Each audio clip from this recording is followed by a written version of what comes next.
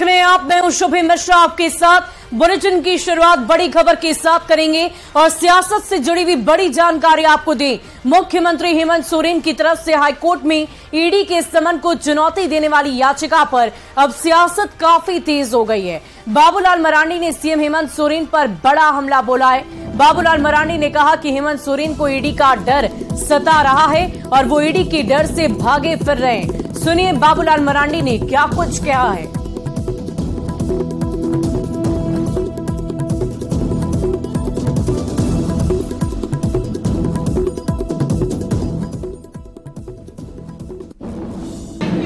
लेकिन जब ईडी ने उनको नोटिस दिया है तब से तो इतने डरे हुए हैं कि भागे फिर रहे, कभी सुप्रीम कोर्ट जा रहे हैं, कभी हाई कोर्ट जा रहे हैं और ये कह रहे हैं कि भाई हमको ना पूछा जाए, अभी आप जो बता रहे हैं। और मुख्यमंत्री हेमंत सोरेन की हाईकोर्ट में ईडी के समन को चुनौती देने वाली याचिका पर अब सियासत गर्मा उठी है। बीजेपी का कहना है कि याचिका में 5 डिफेक्ट्स हैं, जिसे ऑनलाइन वेबसाइट पर देखा जा सकता है। बीजेपी ने आरोप लगाया कि जानबूझकर मामले को लटकाने की कोशिश की जा रही है। जब तक डिफेक्ट्स दूर नहीं होंगे, याचिका सूचीबद्ध नहीं होगी। सारे चीजों पर यू टर्न मारते हैं, वो आज हम आपको दस्तावेजों से सिद्ध करेंगे कि हेमंत सोरेन और उनकी लीगल टीम पूरे मामले को किस तरीके से उलझा रही है। कि मुख्यमंत्री जी जिनकी टीम में देश के सबसे महंगे लॉयर्स हैं, उन्होंने जो याचिका दाखिल की 23 तारीख को, देखिए उसका हाई कोर्ट की वेबसाइट से जो हम लोगों ने स्टेटस निकाला है, इसमें 5 डिफेक्ट लगे हुए हैं। और आपको पता है जब तक ये डिफेक्ट क्लियर नहीं करेगा कंप्लेनेंट, तब तक ये याचिका सुनवाई के लिए लिस्ट नहीं होंगे। और याचिका में डिफेक्ट्स होने के बीजेपी के दावे पर जेएमएम ने पलटवार कर दिया है। जेएमएम का कहना है कि याचिका में डिफेक्ट्स होना बहुत आम बात है, बीजेपी को अभी इसका ज्ञान ही नहीं है। कि मुझे लगता है कि अज्ञानतावश इस तरह की बातें भाजपा के प्रवक्ता करते हैं। याचिका दाखिल होती है, जहां तक मुझे जानकारी है, मैंने देखा है कई एक याचिकाओं में कि कुछ न कुछ डिफेक्ट उसमें पॉइंट आउट किया जाता है अदालत की तरफ से और उस डिफेक्ट को फिर दूर किया जाता है। ये कॉमन चीज है, ये किसी एक याचिका की बात नहीं है। मुझे लगता है इनको जानकारी नहीं है, ज्ञान नहीं है। और भ्रष्टाचार के मामले में निलंबित आईएएस अधिकारी पूजा सिंघल को एक बार फिर बड़ा झटका लगा है।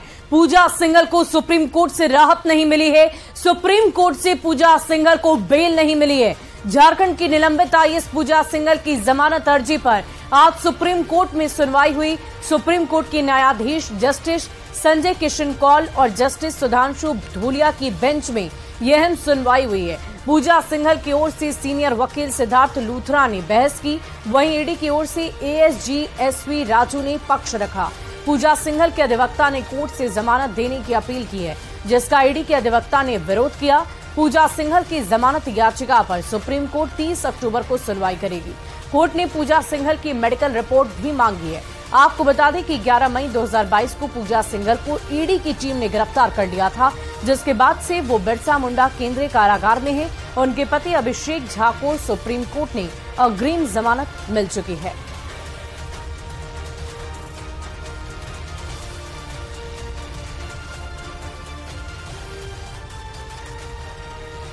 और झारखंड की खूंटी में मनरेगा घोटाले में ईडी का एक्शन। मनी लॉन्ड्रिंग के मामले में ईडी ने छापा मारा था।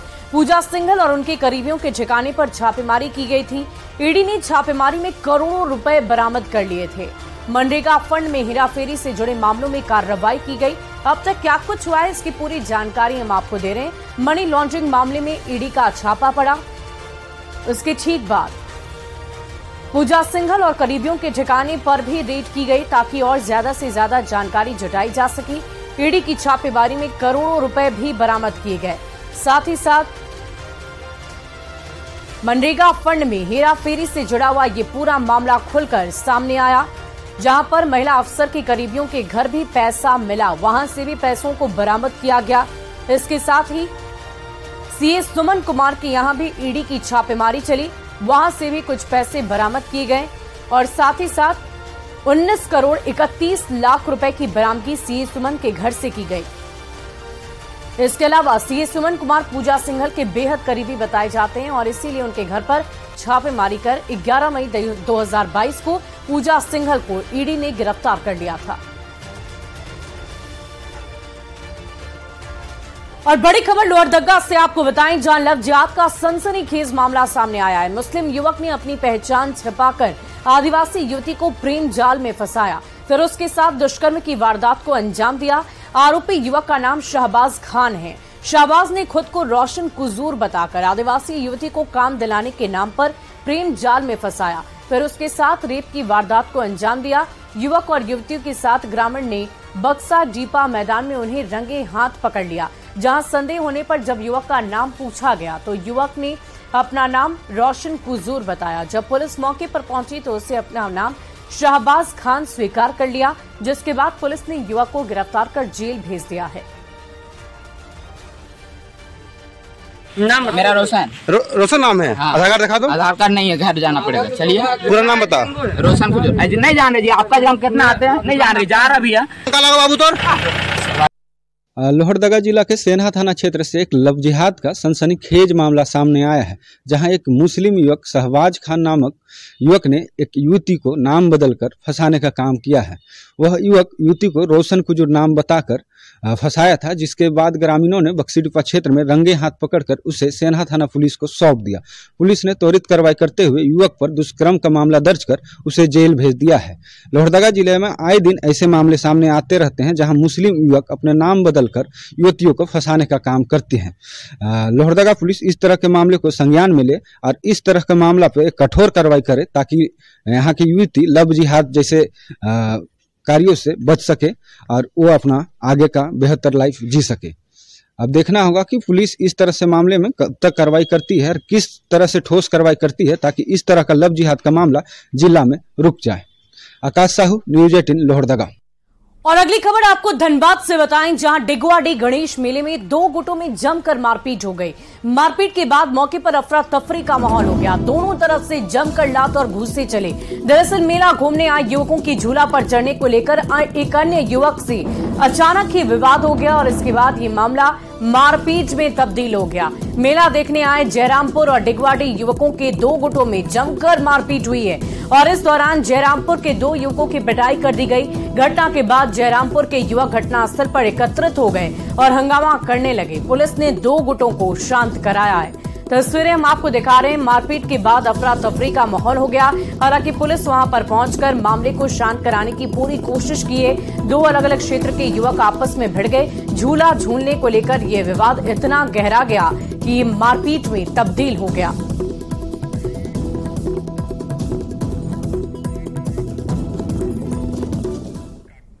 अगली खबर पाकुड़ से है, जहां सदर अस्पताल में प्रसूता की मौत के बाद जबरदस्त हंगामा हुआ है। सोना जोड़ी सदर अस्पताल में प्रसव के दौरान महिला की मौत के बाद आक्रोशित परिजनों ने जमकर बवाल काटा।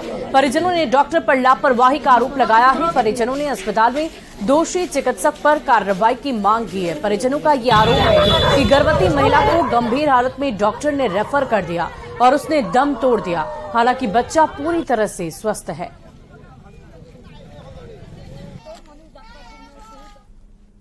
काटा गया ब्लडिंग। पेशेंट का कोई ऑपरेशन व्यवस्था कुछ नहीं हुआ, वो नॉर्मल प्रसव हुआ था उसका।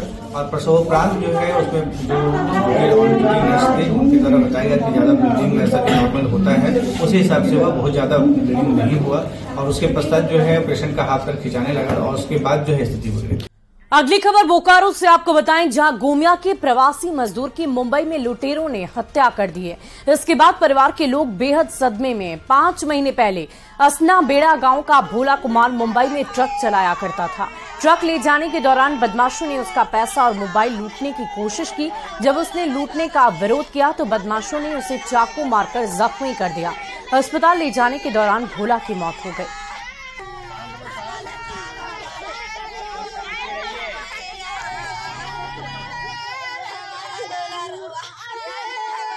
मेरा बेटा 3-4 महीना से बॉम्बे में गाड़ी चला रहा था। इसके बराबर में बेटा को कल शाम को बात की अच्छा खासा, लगभग 1-1.5 घंटे में बात किए, वीडियो कॉल बात किए, ऑडियो कॉल बात किए हैं। लेकिन क्या कहते हैं, कंपनी वाला भी उसे दिए, गाड़ी चला रहा था कंपनी का। कंपनी वाला ने पता नहीं क्या कुछ गाइडेंस किया कि नहीं किया मालूम नहीं, उस बीच में क्या कहते हैं, लड़का को रात में चाकू मारकर किसी ने हत्या कर दिया है।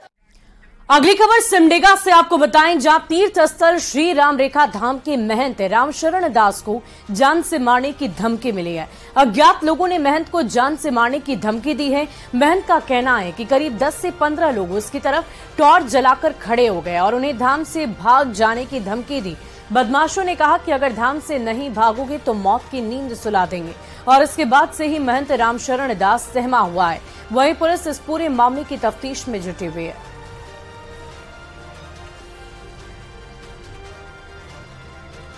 और धनबाद में बदमाशों के हौसले बेहद बुलंद हैं। बदमाशों ने सुडामडीह में कार के रिपेयरिंग गैराज को निशाना बनाया। गैराज में रखी कई वैन में तोड़फोड़ कर दी। मारुति वैन को पलटकर शीशे को तोड़ दिया। असामाजिक तत्वों ने पुलिस की बैरिकेडिंग को फेंक दिया। गैराज के मालिक ने शराबियों पर गैराज तोड़ने का आरोप लगाया है।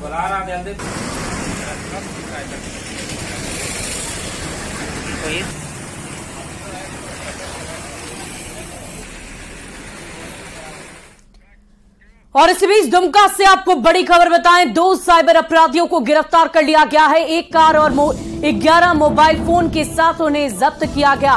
कैश और अन्य सामान भी बरामद किए गए हैं। दोनों आरोपी को जेल भेजा गया है। दुमका से ये बड़ी खबर आपको बता रहे हैं, एक कार और 11 मोबाइल फोन की जब्ती की गई है। दुमका से बड़ी जानकारी, तस्वीरें देख पा रहे होंगे, 11 मोबाइल फोन को जब्त किया गया है। थाना अंतर्गत धमना टाण है, धमना कुंडी है, वहाँ एक घर में छापेमारी किया जहाँ से 2 साइबर अपराध कर्मी को पकड़ा गया है। उनके पास से आप देख रहे हैं ये 11 मोबाइल हैं, सभी स्मार्टफोन हैं, जिसमें 3 आईफोन हैं, एक आईपैड है, इसके अलावा एक कैमरा स्टैंड है, कैमरा है, 11 अलग से सिम कार्ड्स मिले हैं और इसके जो फ़ोन डिटेल्स में साइबर अपराध करने के संबंधित डाटा भी प्राप्त हुआ है। और राज्य विश्वविद्यालय में भी कर्मा महोत्सव का आयोजन किया गया। इस कार्यक्रम में राज्यपाल सीपी राधाकृष्णन भी शामिल हुए। राज्यपाल नागपुरी गाने पर झूमते गाते नजर आए।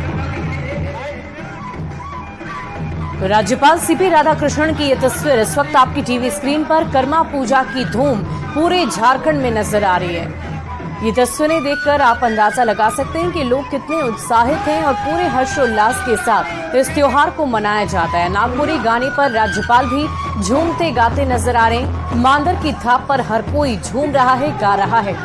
हर वर्ष इस पर्व को पूरे उत्साह और उमंग के साथ मनाया जाता है। राज्यपाल सीपी राधाकृष्णन भी इस त्योहार का एक अहम हिस्सा बनकर लोगों के साथ उन्होंने पूरे उत्साह के साथ इस पर्व को मनाया है। राज्यपाल सीपी राधाकृष्णन की ये तस्वीर देखिए।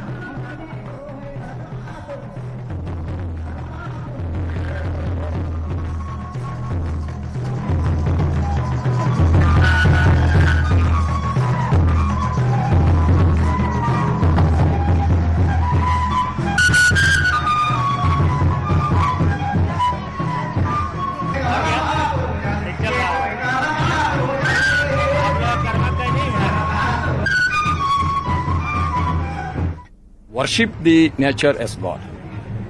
There were days when the so-called well-developed economically, I mean to say they are economically well-developed, Westerners always ridicule our tradition of worshipping the tree, worshipping the animals, worshipping the nature. और पूरी झारखंड में कर्मा पूजा की धूम नजर आ रही है। आपको कुछ तस्वीरें दिखाते हैं। गिरिडीह, हजारीबाग और कोडरमा की तस्वीरें देखिए, जहां पूरे उत्साह के साथ आदिवासी समाज पूजा अर्चना करने में लगा हुआ है। गिरिडीह के डुमरी में कर्मा पूजा पर्व के अवसर पर विराट जबरा कर्मा अखाड़े का आयोजन किया गया। तो हजारीबाग में सरहूल मैदान में महोत्सव का आयोजन किया गया है, जिसमें आदिवासी युवक और युवतियों ने रंगारंग प्रस्तुति दी है। कोडरमा में घटवाल आदिवासी महासभा की तरफ से पर्व का आयोजन किया गया। तो कर्मा पूजा की धूम पूरे झारखंड में देखने को मिल रही है। गिरिडीह, हजारीबाग, कोडरमा की ये तस्वीर इस वक्त आपकी टीवी स्क्रीन पर।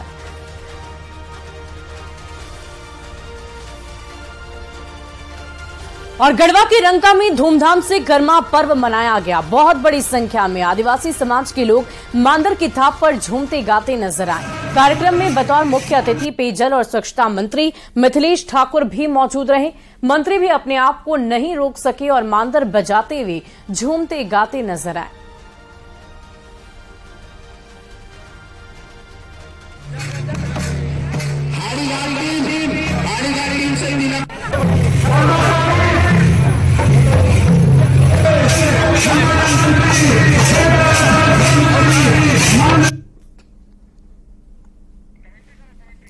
तस्वीरें हम आपको दिखा रहे हैं। देखिए कैसे स्वच्छता मंत्री भी लोगों के रंग में रंगते हुए नजर आ रहे हैं। हर कोई कर्मा पूजा के अवसर पर बहुत ही उत्साहित और आनंदित नजर आ रहा है।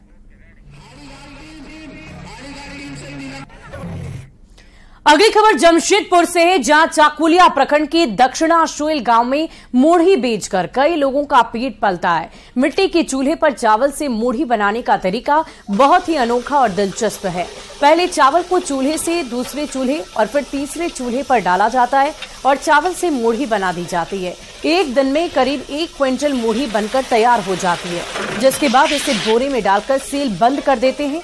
देसी जुगाड़ के साथ गांव की रहने वाली पार्वती बेरा अपने अंधे पति के साथ मूढ़ी का कारोबार करती है। बाजार में मूढ़ी करीब 40 रुपए किलो बिक जाती है। सबसे अच्छी बात तो ये है कि आंखों के सामने चावल से मूढ़ी तैयार किया जाता है, जिसे देखकर दूर दूर से लोग यहां पर खरीदारी करने पहुंचते हैं।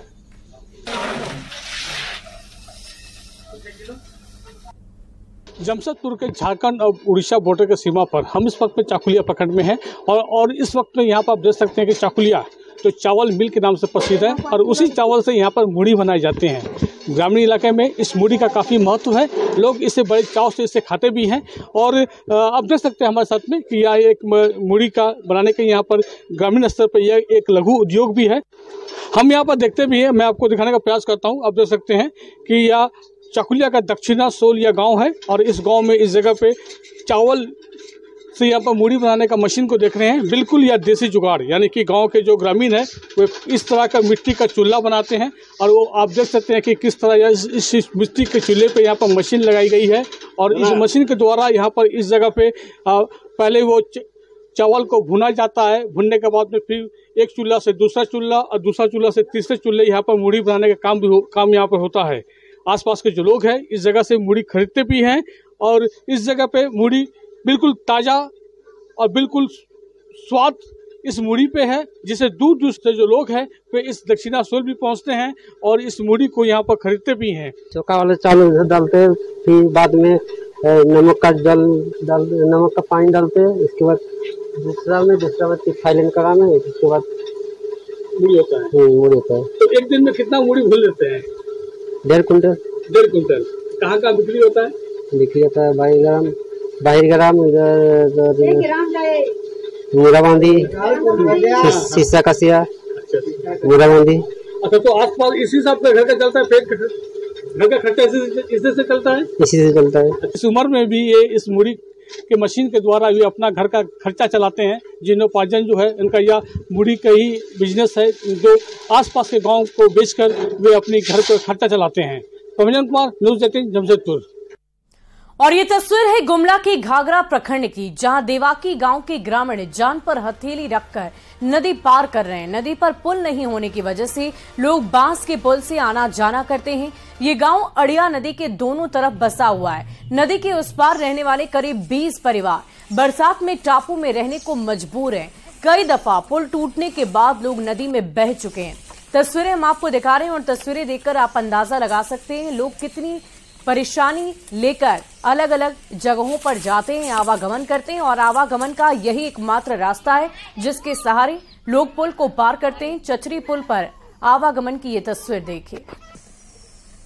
छपरा टोली कर नदी पार कर ही हमके पुल कर जरूरत है कि बहुत दिक्कत हुआ थे। छुआ पुता पढ़ाई लिखाई में, बाजार हाट, दुख तकलीफ में और डिलीवरी में भी और छुआ पुता पढ़ाई लिखाई में भी मतलब आगे जाए बहुत परेशानी होल, तकलीफ होएला। पुल नहीं के कारण से छुआ पुता के भी स्कूल भी जाए बहुत दिक्कत है। अगर पानी बढ़ जाए तो छुआ मन के स्कूल जाए दिक्कत हो जाए नहीं पा रहे ना। और गढ़वा की मझियाओं में विशालकाय अजगर मिलने के बाद हड़कंप मच गया है। रपूरा गांव में अजगर को देखने के बाद लोग काफी दहशत में आ गए। अजगर की लंबाई 10 फीट बताई जा रही है। अजगर को देखने के लिए लोगों की भीड़ उमड़ पड़ी। फिर वन विभाग को इसकी सूचना दी गई, जिसके बाद वन विभाग ने अजगर का रेस्क्यू किया। भवनाथपुर रेंज के वनरक्षी के नेतृत्व में 4 सदस्यीय टीम ने अजगर का रेस्क्यू किया है। टीम अजगर को बोरी में बंद कर अपने साथ ले गई।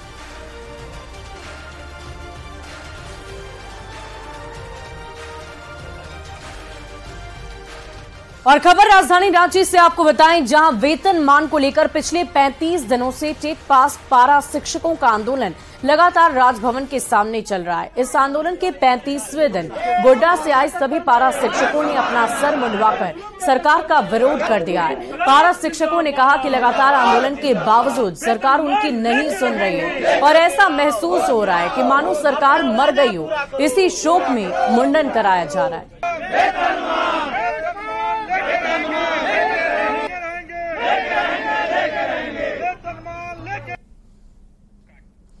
और फिलहाल इस बुलेटिन में अभी के लिए बस इतना ही, लेकिन न्यूज़ 18 बिहार झारखंड पर खबरों का सिलसिला लगातार जारी है।